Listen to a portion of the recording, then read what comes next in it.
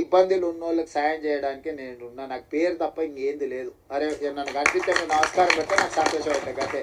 అరే మాకు అన్న చేసి నమస్తే అన్న, నన్ను గుర్తుపట్టకపోయినా నేను మిమ్మల్ని గుర్తుపట్టకపోయినా నమస్తే పెడితే నేను చేసిన పనికి నాకు సంతోషం కలుగుతుంది. నేను అంతమించి మీ నుంచి ఏం ఆశిస్తలేను. ఆయన సతీష్ మాదిగా నేను పొట్టేలు కోసి దావతీయమని కూడా నేనేం అడుగుతలేను. ఆయన కూడా అప్పుడప్పుడు చెప్తుంటే కానీ వినడు, అప్పుడు అట్లా ఇట్లా చేస్తుంటాడు. ఆయన దృష్టిలో పెట్టుకొని ఇప్పటి దగ్గర చెప్పిన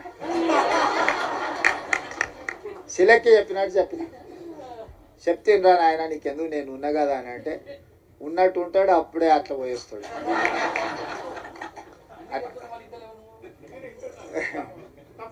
చింతాస్వామి సరే, చింతాస్వామి నాకు చదువుకునేటప్పటి నుంచి కూడా తెలుసు, ఫైన్ ఆర్ట్స్ కాలేజ్ నుంచి కూడా తెలుసు. మన వాళ్ళకి ఏంటంటే ఆవేశం ఎక్కువ, కొంచెం ఆలోచన తక్కువ చేస్తారు. ఆవేశంలో ఆలోచన రాదు ఎవరికైనా, ఎవరికైనా, నాకైనా మీకైనా ఎవరికైనా. ఆవేశంలో తీసుకున్న నిర్ణయం అక్కడికి రాదు. ఆవేశాన్ని తగ్గించండి, ఆలోచన వెంచూరి, వచ్చిన అవకాశాన్ని సద్వినియోగం చేసుకొని ఈ ప్రభుత్వం మీకు అండగా నిలబడుతుంది. మీ మంచి కోసం పనిచేస్తే మీ వెల్ఫేర్ కావచ్చు, మీ డెవలప్మెంట్ కావచ్చు, పిల్లలకి చచ్చిపోయిన వాళ్ళు లేకపోతే బాధితుల కుటుంబాలకి ఇంతకుముందే ఇచ్చిండ్రు బుడగ సంఘాల నుంచి వీళ్ళందరికీ ఇల్లు లేని వాళ్ళు ఉన్నారు. అందరికీ ఈసారి ఇల్లు ఇచ్చే బాధ్యత నాది. మీ అందరినీ మీ వెల్ఫేర్ కోసం, మీ డెవలప్మెంట్ కోసం, మీ ఎడ్యుకేషన్ కోసం పర్ఫెక్ట్గా గవర్నమెంట్ చేస్తుంది. ఓ రోజు ఆలస్యం కావచ్చు, నాకు 100% ఇవ్వాలని ప్రేమ ఉన్న ఓసారి అవకాశం రాదు. దాని అర్థం మీకు ఇవ్వద్దని కాదు.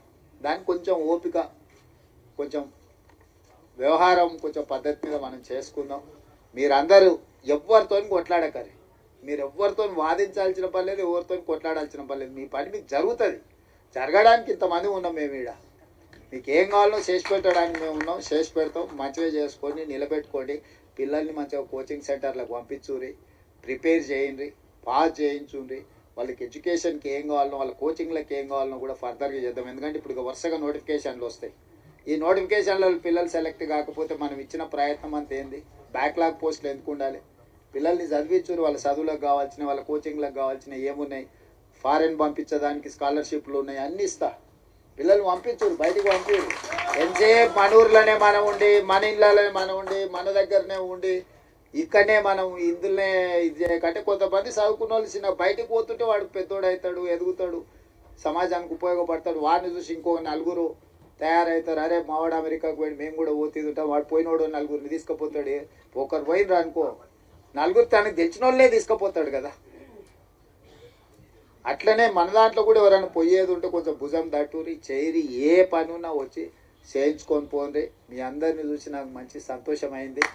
మీరందరూ అండగా నిలబడి ఒక సభ నేను మిమ్మల్ని అందరిని అడిగేది ఒకటే, నా కోసం కాదు, రాహుల్ గాంధీ గారు దీంట్లో పెద్ద ఎత్తున చేసిండు. మీ సత్తా ఆనాడు ధర్మయుద్ధం పరేడ్ గ్రౌండ్లో చేసినప్పుడు నేను మీకు అండగా నిలబడి, మీకు గుర్తుందో లేదో మరి వచ్చిన వాళ్ళు. సరే, ఆ రోజు నేను వచ్చిన అట్లాంటిది ఈ రోజు విజయోత్సవ సభ పెట్టుండ్రి. రాహుల్ గాంధీని దామన్న తీసుకొస్తాడు.